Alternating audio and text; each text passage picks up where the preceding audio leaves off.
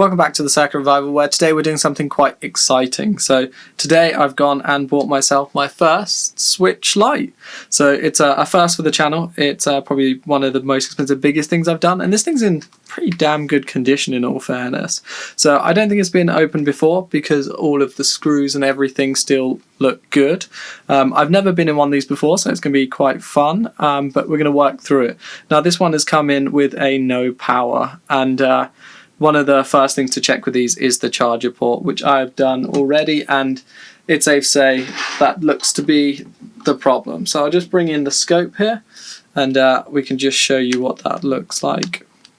So here we are under the scope. You can see there some pins not quite in the right place. So it's only the one, but that port is clearly knackered. Now sometimes this can cause other problems and take out other things with it, but we won't know that until we get it off. But we'll just start by getting this thing open then. So I believe we start with these 4 back screws. Before I continue that, I realize I've also got this fun thing, which is just like a little jig for placing the Nintendo Switch Lite in whilst you undo it, which means that it doesn't have to sit flat on your table.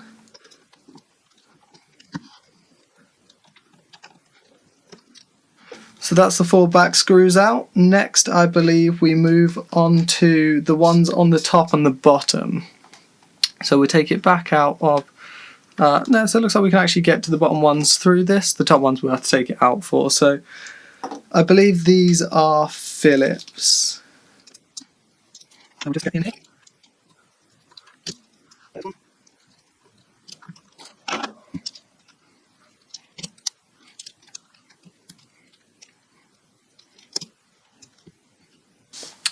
So I think that's all the screws off for the back panel, so we can start to release it, which I think we can then use this little gap here and here to try and leverage up with. So I know with these you need to be careful of the actual port because I think it actually sits over the top of it. Something come there? I think we just work our way all the way around.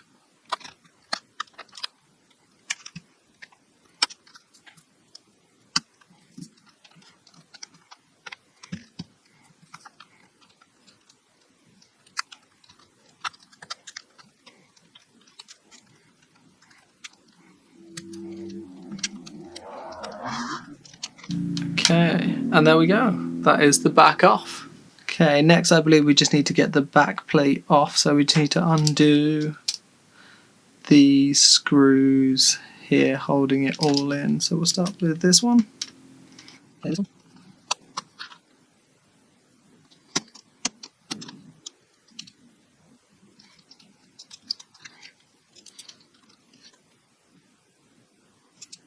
Okay, that one was a bit stubborn. I'm not sure if there's any reason why. But I think that's the last one. So I believe now the back plate should just lift up. Just missed one screw just down here. So that one's slightly longer. So I think actually this first one that I undid here we didn't need to do.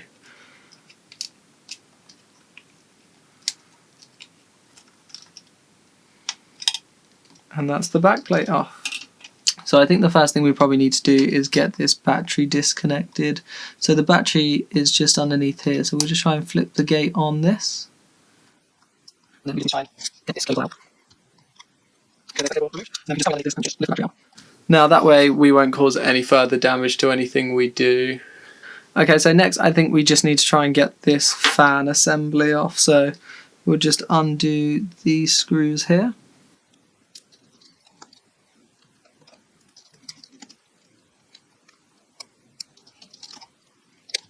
I believe this lifts up. Most people will try and just release the glue on this. I know that some people use hot air to do it, to stop it from tearing a bit, but I don't think I'm going to be able to do that.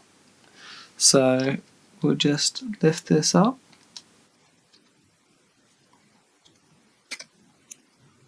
We'll just try and loosen the glue under it if we can prevent it from tearing too much. Hey, that came off quite nicely.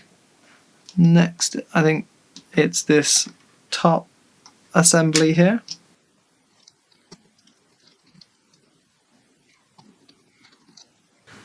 Then I believe we can just disconnect these antenna. And then we'll just flip the gate on here, which I believe is for the fan. I'm just trying to move that as well. The game slot reader. Okay, screw that door.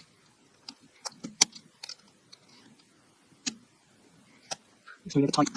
Try to round that up.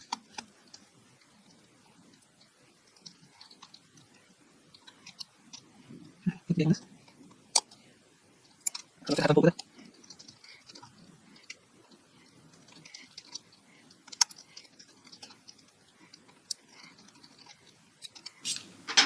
Okay, so that's the game card and headphone port out. Okay, next I think we need to remove the screen assembly. And from what I understand, this is quite a difficult one to remove. So we just try to get this out, not just nudge it bit by bit. There we go. That's all. And then next we have the digitizer. Just on here.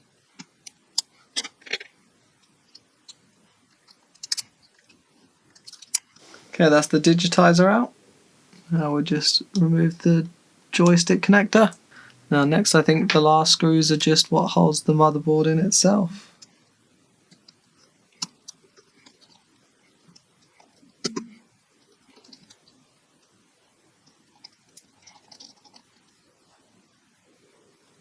So the screw back a bit shorter, so let's just lift that along one together.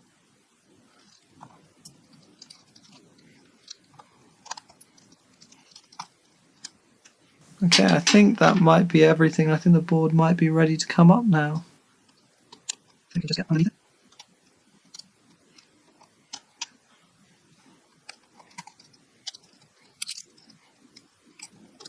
And there we have the board out. So I'll just put the rest of the chassis off to the side. Okay, so next we'll just remove this speaker. So I've just got a pair of long nose pliers which I'm just going to try and get hold of the connector and just lift up. So with that, just making sure that you're actually grabbing the bit that lifts out and not the bit underneath. And there we have the board. So we come in, we can see this is what we need to replace, just this port here. So the way we're going to do this is we're just going to heat up from underneath and then hopefully it should just lift out. Okay, so here we are under the scope and we can see the port here. So I've just got it balanced over the edge of my desk and I've just got my hot air station here set to 450 degrees at an airflow speed of 50%. And we're basically just going to heat up from underneath. You can hopefully see just the wand underneath. And then once it's hot enough, we should be able to just lift that port out. So this is the first time I've ever done this, so hopefully it goes well and we don't rip any pads. But we'll start off just slightly far away just to get some heat in. And then we'll work our way a bit closer.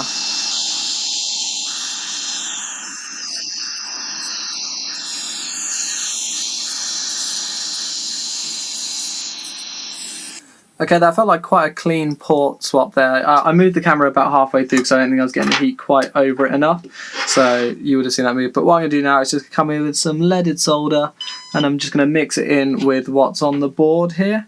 Hopefully we won't see any torn pads when we do it. But I'm just going to start just by adding a tiny bit of flux just to the board. So just a little bit here, and then just around here. So this is leaded solder.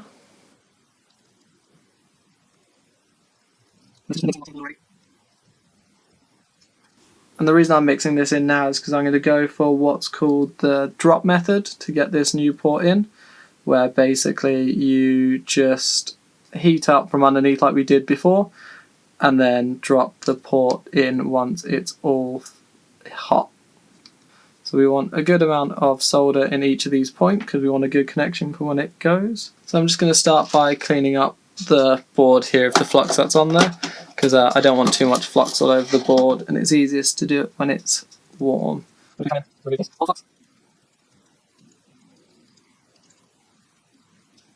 I'm just going to add a tiny bit of IPA, which is isopropyl alcohol, 99.9%.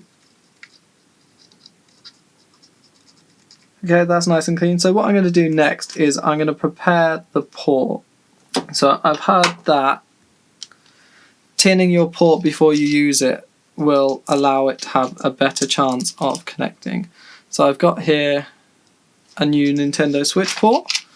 So this is for the Lite. The Lite's slightly different to the normal Nintendo Switches. They've got this edge here cut off, whereas I think the other one has a beveled edge.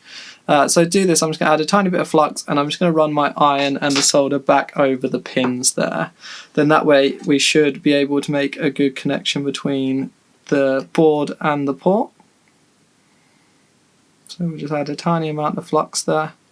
And this should hopefully just help the solder connect straight to where we want and not get all clumped up.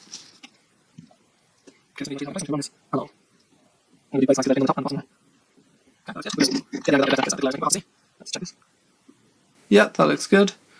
Okay, so we've got the port back here again. So what I'm going to do is get my new port. I'm going to get that ready in one hand. And then once it heats up, I'm just going to come in and drop that down in place. So I'll get my hot air station again, so we'll use the same temperature. So we'll start just by adding a little bit of flux, just to the points that we want, not tons.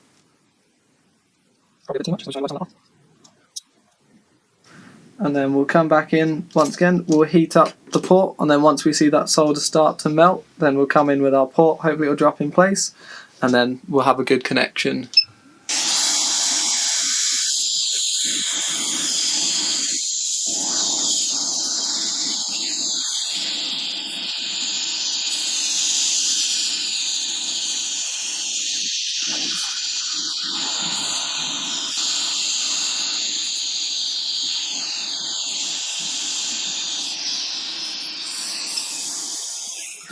Okay, we're on, so whilst the board is still hot, we're just going to come in and clean this up. So there we go, that's on now, so I'm just cleaning this up. It felt like it went on smoothly, so I'm going to give a big shout out to Joey Does Tech for that, because he's the one that I learned that technique from, and arguably that was really easy compared to what I was expecting it to be. I think we might still need to just run over those pins, because I'm not entirely sure there's a great connection there, but we'll pull it out and have a look. Okay, let's take a look then.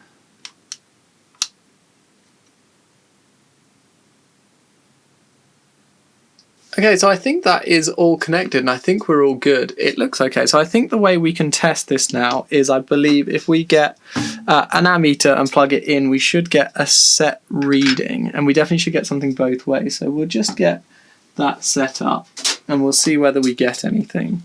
Okay, so I've got the ammeter set up here, so I've got an official Nintendo charger here because I know that switches are quite pernickety with them. So what this does is going to measure current flowing through, so hopefully if we plug this in it should show something. Okay, that's showing 50 volts at 0.03, I think that's correct.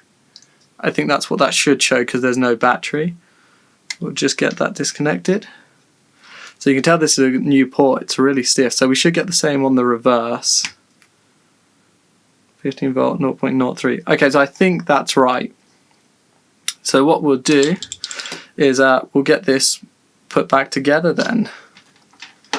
So I'm just going to fast forward through all of this so that it's not too long. Okay, so I've got it back together enough to test here. So I've not got the back plate or the actual case on it. I basically just got too impatient because I want to see whether this works. So we're going to try plug this in and see if we get anything. So we'll plug in 3, 2, 1. Okay, so it's gone to 15 volts and it's sitting at 0.12 amps. Don't think that's right. I think it's supposed to go up higher than that. Let's do it. It's gone up to 0.74.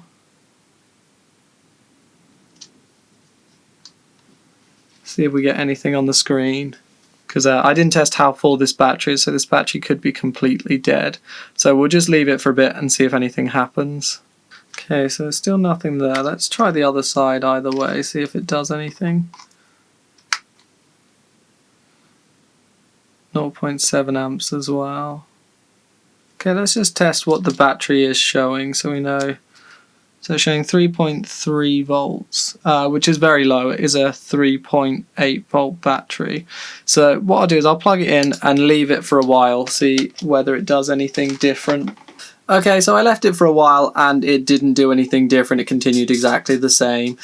So I've come in, I've checked for shorts around M92, which is the the USB power management IC, I believe. There's no shorts there, but I'm going to swap it out either way just in case. From what I gather, it's a good thing to do just as a matter of course, just in case. So we'll remove this off. Yeah, so we'll take it off and replace it just in case, and then we'll give it another go and see if it's still doing the same thing. From what I gather, when the USB goes, there's a strong chance it takes out M92 with it.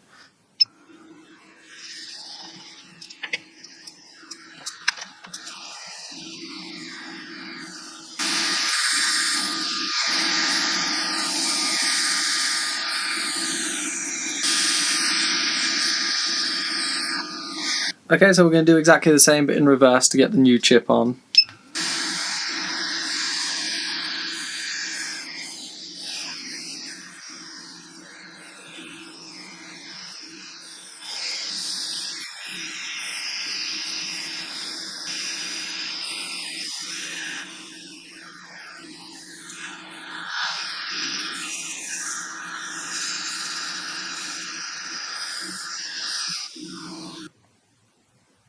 Okay, that looks good. That looks good. That looks okay. And then Okay, so that's M92 replaced. Let's see whether this is still doing anything different or the same.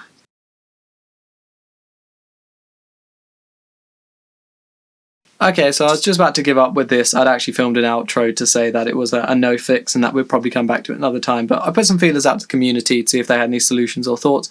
And they've sent me towards a link that shows you how to try and power it up through your bench power supply.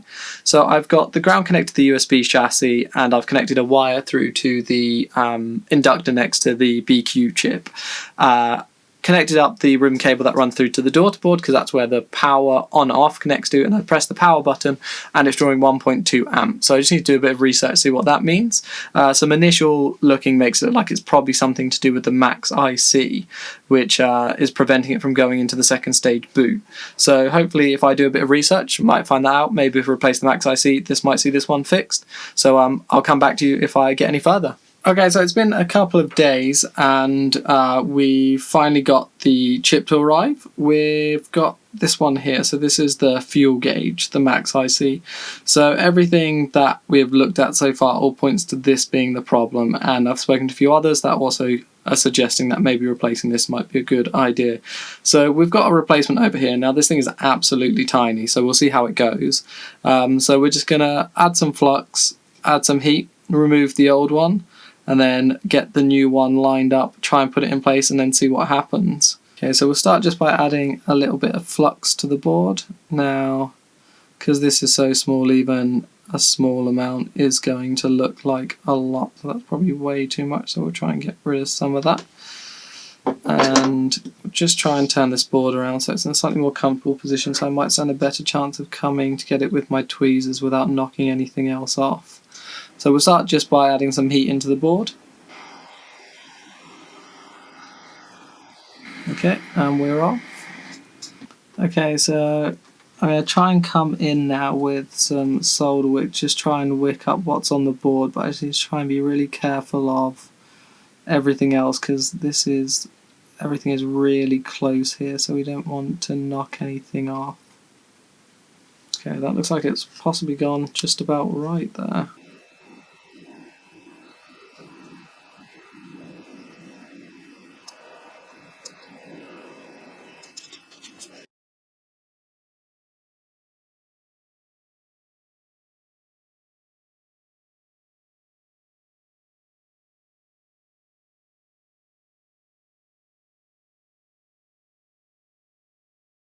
So we've reflowed that into place and I've given it a go and it was no different. So I think I'm going to have to call this one a no fix for now. If anyone has any suggestions, please let me know. We'll give it a go, see if we can't work it out.